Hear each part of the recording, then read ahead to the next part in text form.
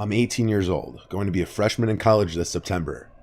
This past July, my friend Miranda held a pool party in her backyard as a sort of graduation party, minus any of her family being around because her parents were away.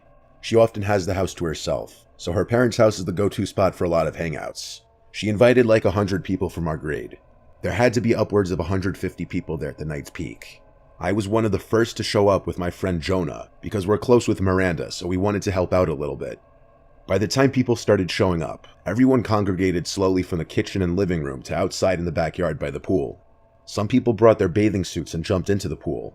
Others just jumped in their underwear. And then of course most others just stood around the pool. She has a huge backyard.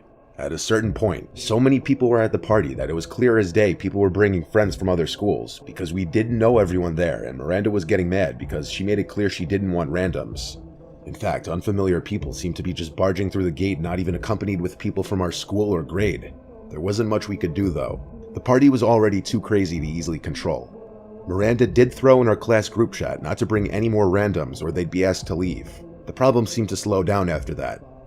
At around 1 a.m., police came to the house and had to shut down the party due to multiple complaints from neighbors. So the music was turned off, and 99% of the guests were asked to leave. Mostly everyone cleared out except a few close friends, including some of Miranda's girlfriends, Jonah and I, and a few other guy friends. We helped do some cleaning, like picking up all the empty cans and bottles. Eventually, it was just 4 of us left there. I'm talking at like 3 a.m., if not later. Since it was hot outside, we migrated to the inside of the house in the air conditioning, where we were just chilling in the living room continuing to drink.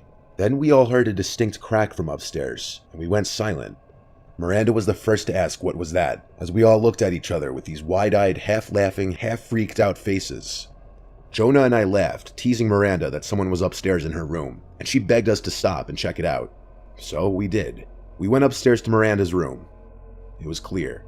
We then went to the guest room that used to be her older brother's room, and we found one of our friends, Steve, passed out in the bed. We went downstairs to tell her that Steve was upstairs and knocked out. I guess that gave her a sigh of relief. Looking back, that didn't much explain a sound coming from upstairs if he was knocked out in bed though. But we weren't exactly the most coherent at that moment. Eventually, Miranda and her friend Mel went to sleep in her room. Jonah fell asleep on the couch. I went to her parents' bed. None of us were okay to drive anywhere. I can't remember how much time passed before I remember one of the girls screaming in the next room over, and then both of them. It was a heart-dropping kind of moment, but I didn't know if they were messing around with each other at first or not. But I realized pretty quickly the screams were way too real. I burst out of the bed and went to Miranda's room and opened the door. The lights were out. I could barely see anything, except for the 2 girls huddled up hugging each other in the corner of the room, basically curled up on the floor. I saw what they were screaming at.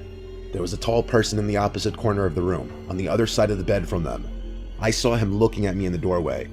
I yelled at the girls to run, and they did. There was so much yelling that even Steve woke up and came out. As the girls ran downstairs screaming that the man was touching their feet, we followed. But looking back, with 3 guys there, we regrettably didn't try to overpower that one man. We all left the house, and one of us called the police, waiting by the neighbor's house with the neighbors, possibly the same ones who called the cops on the party. We didn't see the man leave the front door ever, and after police searched the house and couldn't find him, that meant he left through the back door. None of us recognized who that man was. It was probably an older man who knew Miranda somehow that snuck into the house during the commotion of the party and thought Miranda would be alone after the party. It's some sick, scary stuff. Whether we could have overpowered him or not, we'll never know, because we don't know if he was armed.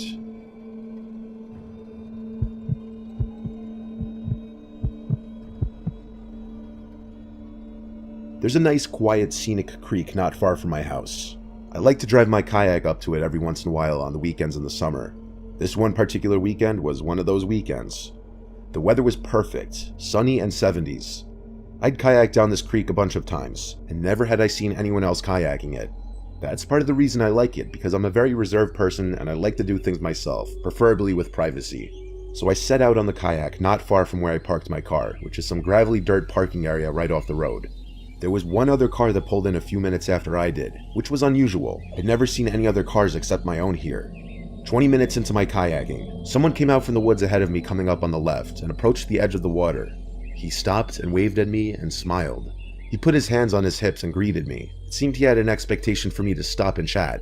I instantly knew I didn't like his smile, but my mother raised me to be polite to everybody, so I stopped paddling and smiled and greeted him back. There was an awkward pause where he was just nodding his head with his closed-lipped smile, and I had to break the silence by saying it's a beautiful day out. He nodded his head and said yup, then asked where I'm from.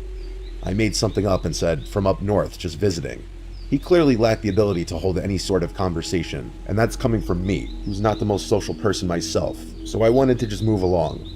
I told him to have a great rest of his day, and continued onward down the river. Never in a million years was I expecting what happened next to happen. I turned when I heard a snap of a stick or something from not far behind me. There in the not-so-far distance was the guy, hiding behind a couple trees, seemingly following me. I was disturbed and uncomfortable, like he was clearly trying to not be seen. I was scared to call him out in fear of how he might respond, so I pretended not to notice him and continued to kayak down the creek. I would continue to side glance every so often to see if he was still following me, and he was. I had never wanted to see someone else in the water so much in my life. I took out my phone to try to call my dad or my brother for help, but of course I had no cell reception out there. Still, instead of being followed and probably attacked, I decided to stop in my place, turn around, and threaten to call the police if he didn't stop following me. The man just stood in place behind another big tree, though he was clear as day there. I then decided to fake call the cops. I raised my phone in the air at the man, and I said, "I see you there, I'm calling them now." I then proceeded to fake a phone call, pretending like I'm talking to the police. The man started to walk away deeper into the woods. It seemed to have worked. I turned around immediately and started kayaking back up the way I came as fast as I possibly could. I would constantly look over my shoulders until I got back to where I launched the kayak. I made it safely. I checked my whole surroundings before stepping out of the water and carrying my kayak back to my car. The other car in the little parking area was still there, but I made a disturbing discovery that may have saved my life. Up until this point, everything that happened could have maybe been explained away. However, I noticed broken glass near the back of my car, and the back passenger side window wasn't there anymore. It had been shattered. I didn't step 1 foot closer to my car. I stayed hidden in the woods and checked if I had bars now that I was closer to the road. I did, and I called 911 successfully. I reported the whole incident and the broken window, and I stated I was scared I was still being followed. Waiting for the police to arrive felt like the longest, most tense moment of my life. It dragged on far too long, but when they pulled into the dirt area, I finally came out from the woods and waved at them. I pointed to the car, and 2 police officers came out and approached the car where they found him, the man from the woods, waiting in the back seat of my car, hiding, waiting for me to enter my car to grab me. It was beyond satisfying to see him arrested. He definitely wasn't smiling anymore. I looked at him, as it almost seemed like he was avoiding looking at me as he was taken to the police car. I'm happy the man was so stupid that he thought I wouldn't notice shattered glass all over the side of my car.